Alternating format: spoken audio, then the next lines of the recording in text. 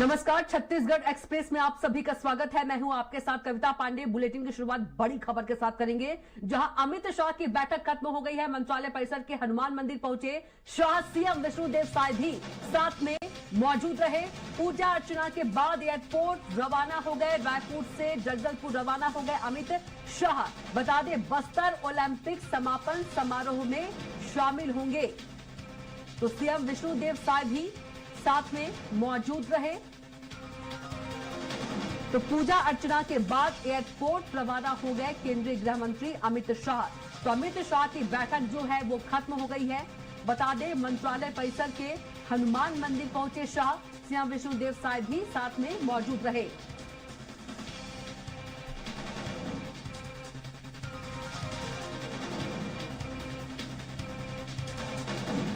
तो अमित शाह की बैठक खत्म हो गई है।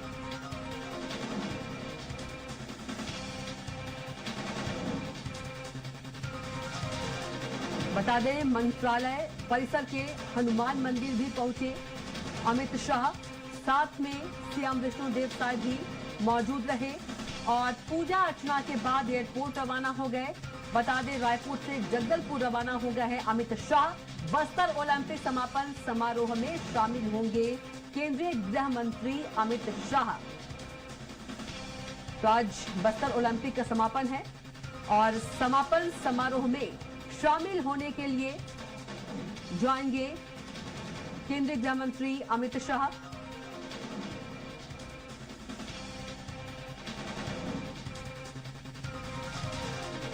तो अमित शाह की बैठक खत्म हो गई है।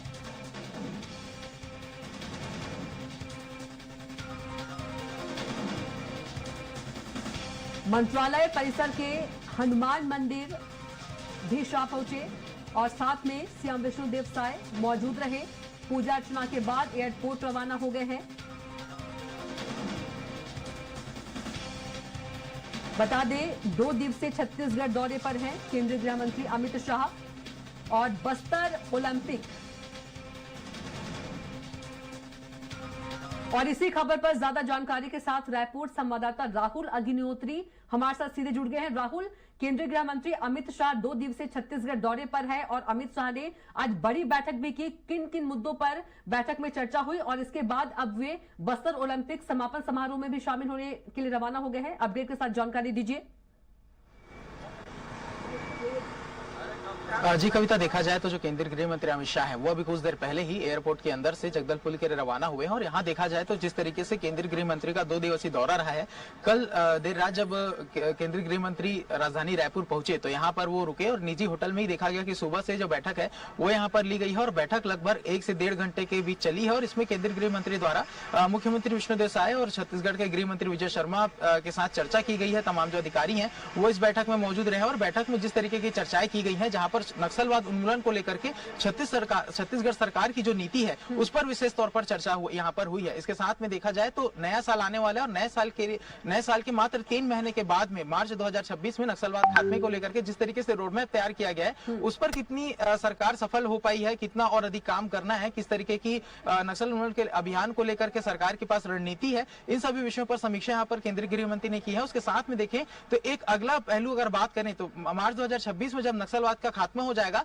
उसके बाद में बस्तर संभाग का विकास किस तरीके से करना है, इस पर यहाँ पर गृह मंत्री ने विशेष तौर पर चर्चा की है। अब इस बीच में देखें तो जिस तरीके से पिछले दिनों कैबिनेट में चर्चा हुई, कैबिनेट में निर्णय लिया गया कि जो ऐसे नक्सली जो आत्मसमर्पण कर चुके हैं, जिनके खिलाफ आपराधिक मामले दर्ज हैं, तो उसके निराकरण के लिए सरकार एक पूरी प्रक्रिया के तहत जो निराकरण का प्रयास है वो यहाँ पर छत्तीसगढ़ सरकार करने वाली है। तो नक्सली उन्मूलन की साथ साथ जो नक्सल पुनर्वास की जो नीति है उसे और किस तरीके से मजबूत किया जा सकता है, इस पर भी विशेष तौर पर फोकस रहा है। और इसमें देखें तो पिछले अगर साय सरकार बनने के पूरे 2 साल के अगर घटनाक्रम को देखें तो लगातार बड़ी संख्या में जो नक्सली हैं वो निकल करके सामने आए हैं, उन्होंने आत्मसमर्पण किया है। और उसके साथ में देखें तो सुरक्षा बल के जवानों ने जिस तरीके से नक्सलवाद खात्मे के लिए अभियान चलाए हैं, लगातार जो देखा जाता था बारिश के समय में भी जो सुरक्षा बल के जवान थे वो सुदूर क्षेत्रों में घुसे और वहां पर कई बड़े खुंखार नक्सलियों को उनके द्वारा खात्मा किया गया है। तो देखा जाए लगातार केंद्रीय गृह मंत्री पूरे जो घटनाक्रम है उस पर अपनी नजर बनाए हुए हैं। आने वाले 3 महीने के समय में काफी महत्वपूर्ण रहने वाला है, क्योंकि ये नक्सलवाद के खात्मे के लिए काफी महत्वपूर्ण समय इसे माना जा रहा है। और इसके माध्यम से देखा जाएगा कि जब केंद्रीय गृह मंत्री स्वयं मुख्यमंत्री और गृह मंत्री से चर्चा करते हैं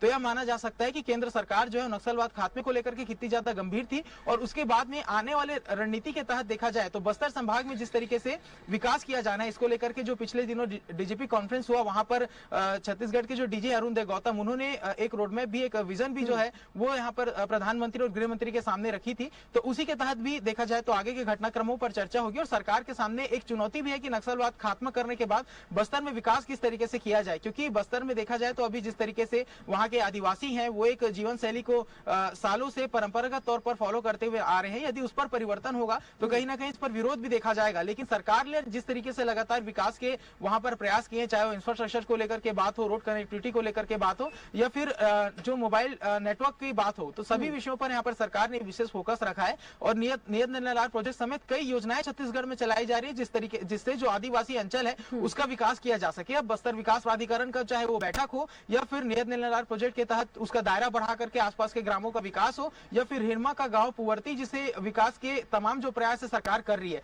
तो इस तरीके से देखें तो नक्सलवाद के खिलाफ जिस तरीके से छत्तीसगढ़ में अभियान चलाया जा रहा है, केंद्रीय गृह मंत्री स्वयं इसकी समीक्षा करते हैं, मुख्यमंत्री विष्णुदेव साय पूरे बैठक में मौजूद रहते हैं, गृह मंत्री विजय शर्मा इसमें मौजूद रहते हैं। और लगभग 1.5 घंटे की बैठक है। और 1.5 घंटे की बैठक के माध्यम से आगामी 3 महीने की जो पूरी रणनीति है वो यहाँ पर केंद्र सरकार छत्तीसगढ़ सरकार के साथ सामंजस्य बनाते हुए तय करके गई है।